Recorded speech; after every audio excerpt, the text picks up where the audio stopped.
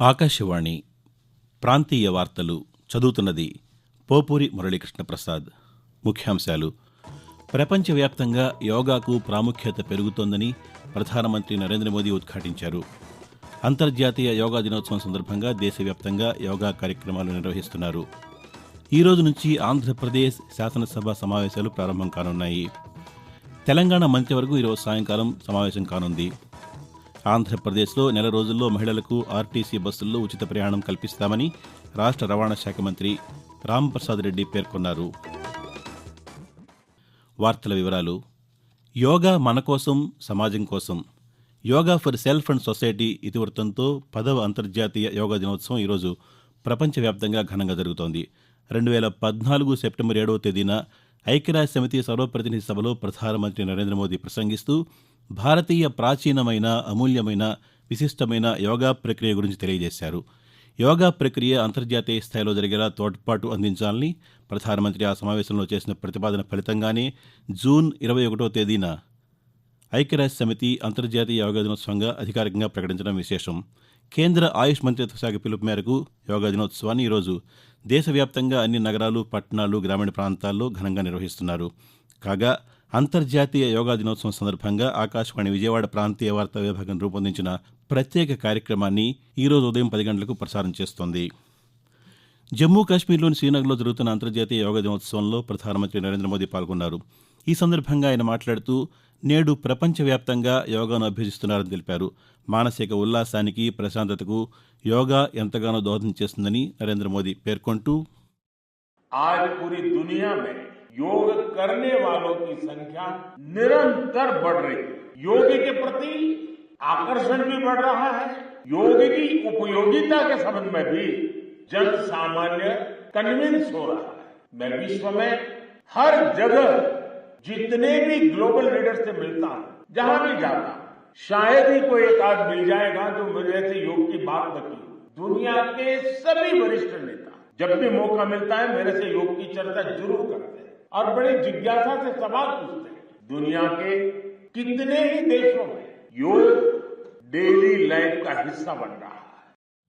మరోవైపు దేశవ్యాప్తంగా అంతర్జాతీయ యోగా దినోత్సవాన్ని నిర్వహిస్తున్నారు. ఢిల్లీలోని లోడీ గార్డెన్స్లో కేంద్ర సమాచార ప్రసార శాఖ మంత్రి అశ్విని వైష్ణవ్ యోగా కార్యక్రమంలో పాల్గొన్నారు. అలాగే ఉత్తరప్రదేశ్లోని లక్నోలో నిర్వహించిన యోగా దినోత్సవంలో ముఖ్యమంత్రి యోగి ఆదిత్యనాథ్, రాష్ట్ర గవర్నర్ ఆనందీబెన్ పటేల్ పాల్గొన్నారు. తెలంగాణలోని సికింద్రాబాద్లో కేంద్ర బొగ్గు గనుల శాఖ మంత్రి జి కిషన్ రెడ్డి యోగా కార్యక్రమంలో పాల్గొన్నారు. ఆంధ్రప్రదేశ్ శాసనసభ సమావేశాలు ఈరోజు ఉదయం 9:46 ప్రారంభం కానున్నాయి. తొలుత ప్రొటెం స్పీకర్ జ్ఞాపకంపై శాసనసభ కార్యదర్శి ప్రకటన చేస్తారు. అనంతరం సభ్యులు ప్రమాణ స్వీకారం చేసి రిజిస్టర్లలో సంతకాలు చేస్తారు.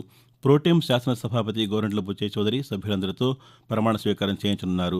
ముందుగా ముఖ్యమంత్రి నారా చంద్రబాబు నాయుడు, తర్వాత ఉప ముఖ్యమంత్రి కె పవన్ కళ్యాణ్ ప్రమాణ స్వీకారం చేస్తారు. ఆంగ్ల అక్షరాల వరుస క్రమంలో సభ్యుల ప్రమాణం ఉంటుందని శాసనసభ వ్యవహారాల శాఖ మంత్రి పయ్యావుల కేశవ్ తెలిపారు. అనంతరం శాసనసభాపతి ఎన్నికల ప్రక్రియను ప్రకటిస్తారు. ఈ సమావేశాలకు సందర్శకుల పాస్లను రద్దు చేసినట్టు స్థలాభావం కారణంగా ఈ నిర్ణయం తీసుకున్నామని మంత్రి వెల్లడించారు. కాగా ప్రోటెం శాసనసభాపతిగా గోరంట్ల బుచ్చయ్య చౌదరిని రాష్ట్ర గవర్నర్ ఎస్ అబ్దుల్ నజీర్ నిన్న సాయంత్రం రాజ్భవన్లో ప్రమాణ స్వీకారం చేయించారు. తెలంగాణ మంత్రివర్గం ఈరోజు సమావేశం కానుంది. ఈరోజు సాయంత్రం హైదరాబాద్లోని రాష్ట్ర సచివాలయంలో ముఖ్యమంత్రి రేవంత్ రెడ్డి అధ్యక్షతన సమావేశం జరుగుతుందని అధికారులు తెలిపారు. ఈ సమావేశంలో రైతు రుణమాఫీ అమలుకు సంబంధించిన విధి విధానాలు, సంక్షేమ అభివృద్ధి ప్రణాళికలు, పంటల బీమా, శాసనసభ సమావేశాలు, బడ్జెట్పై మంత్రివర్గ సమావేశంలో చర్చించే అవకాశం ఉందని ప్రభుత్వ వర్గాలు తెలియజేశాయి. ఆంధ్రప్రదేశ్లో నెల రోజుల్లో మహిళలకు ఆర్టీసీ బస్సుల్లో ఉచిత ప్రయాణం కల్పిస్తామని రాష్ట్ర రవాణా శాఖ మంత్రి రాంప్రసాద్ రెడ్డి తెలిపారు. నిన్న ఆయన విజయవాడ బస్ స్టేషన్లో తనిఖీలు నిర్వహించి ప్రయాణికుల సమస్యలు అడిగి తెలుసుకున్నారు. అనంతరం పాతికేయులతో మాట్లాడుతూ ఆర్టీసీ ద్వారా ప్రయాణికులకు నాణ్యమైన రవాణా సేవలు అందించేందుకు కృషి చేస్తామని తెలిపారు. ఉచిత ప్రయాణం అమలుపై కమిటీ వేస్తామన్నారు. తెలంగాణ, కర్ణాటక రాష్ట్రాల్లో పర్యటించి ఉచిత ప్రయాణంపై అధ్యయనం చేస్తామని చెప్పారు. బస్ స్టేషన్లలో భోజన సదుపాయాలు, మరుగుదొడ్లు మెరుగ్గా ఉండేలా భద్రతా, పారిశుద్ధ్య నిర్వహణ చేపడతామని మంత్రి వివరించారు. ఆకాశవాణి ప్రాంతీయ వార్తలు వింటున్నారు. ఈరోజు ప్రపంచ సంగీత దినోత్సవాన్ని జరుపుకుంటున్నాం. ప్రపంచవ్యాప్తంగా ప్రజలను ఏకం చేసి అనేక మానసిక రుగ్మతలను దూరం చేసే శక్తి సంగీతానికి ఉంది. అటువంటి సంగీతానికి మానవాళి జీవితంలో ఉన్న ప్రాముఖ్యతను తెలియజేస్తూ 120 దేశాల్లోని ప్రజలు ఈ సంగీత దినోత్సవంలో పాల్గొంటున్నారు. ఫ్రాన్స్ సాంస్కృతిక శాఖ మంత్రి జాన్ లాంగ్ 1982 జూన్ 21 తేదీన ప్యారిస్లో మొదటి సంగీత మహోత్సవాన్ని నిర్వహించారు. అప్పటి నుంచి ప్రతి ఏటా జూన్ 21ని ప్రపంచ సంగీత దినోత్సవంగా పాటిస్తున్నారు. కాగా ప్రపంచ సంగీత దినోత్సవం సందర్భంగా ఆకాశవాణి విశాఖపట్నం ప్రాంతీయ వార్తా విభాగం రూపొందించిన ప్రత్యేక కార్యక్రమాన్ని ఈరోజు ఉదయం 10:30 ప్రసారం చేస్తోంది. పురుషుల టీ20 క్రికెట్ ప్రపంచ కప్లో భాగంగా సూపర్ 8 గ్రూప్ 1లో భాగంగా నిన్న జరిగిన తొలి మ్యాచ్లో ఆఫ్ఘనిస్తాన్పై భారత్ జట్టు విజయం సాధించింది. టాస్ గెలిచి బ్యాటింగ్ ఎంచుకున్న భారత్ 20 ఓవర్లలో 8 వికెట్ల నష్టానికి 181 పరుగులు చేసింది. అనంతరం బ్యాటింగ్ చేపట్టిన ఆఫ్ఘనిస్తాన్ జట్టు 20 ఓవర్లలో 134 పరుగులకే పరిమితమైంది. దీంతో భారత్ 47 పరుగుల తేడాతో ఆఫ్ఘనిస్తాన్ జట్టుపై విజయం సాధించింది. కాగా భారత్ జట్టు తర్వాతి సూపర్ 8 మ్యాచ్ రేపు బంగ్లాదేశ్ జట్టుతో ఆడనుంది. ఆరోగ్యవంతమైన సమాజమే లక్ష్యంగా తెలంగాణ ప్రభుత్వం ప్రజల ఆరోగ్యానికి అధిక ప్రాధాన్యతనిస్తోందని రాష్ట్ర వైద్య ఆరోగ్య శాఖ మంత్రి దామోదర్ రాజనరసింహ తెలిపారు. నిన్న హైదరాబాద్లోని రాజ్భవన్ ప్రభుత్వ ఉన్నత పాఠశాల విద్యార్థులకు మంత్రి పొన్నం ప్రభాకర్తో కలిసి నులిపురుగుల నివారణ మాత్రలు వేశారు. ఈ సందర్భంగా మంత్రి దామోదర్ రాజనరసింహ మాట్లాడుతూ ఆరోగ్య రంగానికి రాష్ట్ర ప్రభుత్వం ₹1 కేటాయించిందని తెలిపారు. మంత్రి పొన్నం ప్రభాకర్ మాట్లాడుతూ జూన్ 27 వరకు హైదరాబాద్లో నులిపురుగుల నివారణ మాత్రలు పంపిణీ చేస్తామని తెలిపారు.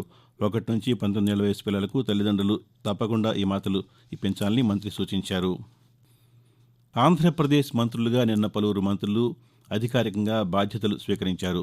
రాష్ట్ర సచివాలయంలో జలవనరుల శాఖ మంత్రిగా నిమ్మల రామానాయుడు, రెవెన్యూ రిజిస్ట్రేషన్ శాఖ మంత్రిగా ఏ సత్యప్రసాద్, పర్యాటక, సాంస్కృతిక, సినిమాటోగ్రఫీ శాఖ మంత్రిగా కందుల దుర్గేష్, బీసీ సంక్షేమం, చేనేత, జౌళి శాఖ మంత్రిగా ఎస్ సవిత, సూక్ష్మ, మధ్య, చిన్న తరహా పరిశ్రమల శాఖ మంత్రిగా కె శ్రీనివాస్ బాధ్యతలు స్వీకరించారు. అలాగే విజయవాడ గొల్లపూడిలోని దేవాదాయ శాఖ కమిషనరేట్లో దేవాదాయ శాఖ మంత్రిగా ఆనం రామనారాయణ రెడ్డి బాధ్యతలు చేపట్టారు.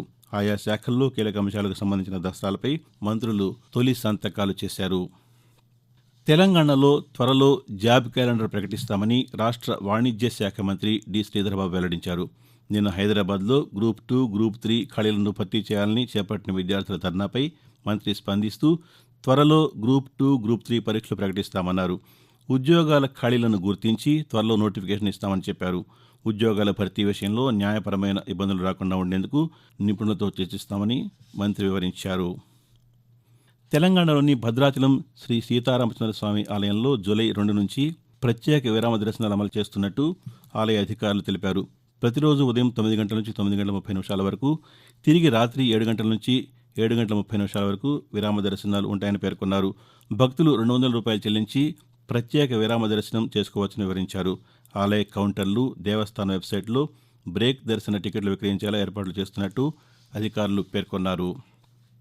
తెలంగాణలో ఖరీఫ్ పంటల సాగుకు అవసరమైన అన్ని చర్యలు తీసుకోవాలని రాష్ట్ర వ్యవసాయ శాఖ మంత్రి తుమ్మల నాగేశ్వరరావు అధికారులను ఆదేశించారు. నిన్న హైదరాబాద్లో ఖరీఫ్ సాగు ఎరువుల నిల్వలు సరఫరాపై అధికారులతో మంత్రి సమీక్ష నిర్వహించారు. ఈ సందర్భంగా ఆయన మాట్లాడుతూ ఈ నెల 19 వరకు తెలంగాణలో 17.50 లక్షల ఎకరాల్లో వివిధ పంటలు సాగయ్యాయని అన్నారు. అత్యధికంగా 15.60 లక్షల ఎకరాల్లో పత్తి సాగు చేస్తున్నారని వివరించారు. ఆకాశవాణి ప్రాంతీయ వార్తలు ముగించే ముందు ముఖ్యాంశాలు మరోసారి. ప్రపంచవ్యాప్తంగా యోగాకు ప్రాముఖ్యత పెరుగుతోందని ప్రధానమంత్రి నరేంద్ర మోదీ ఉద్ఘాటించారు. అంతర్జాతీయ యోగా దినోత్సవం సందర్భంగా దేశవ్యాప్తంగా యోగా కార్యక్రమాలు నిర్వహిస్తున్నారు.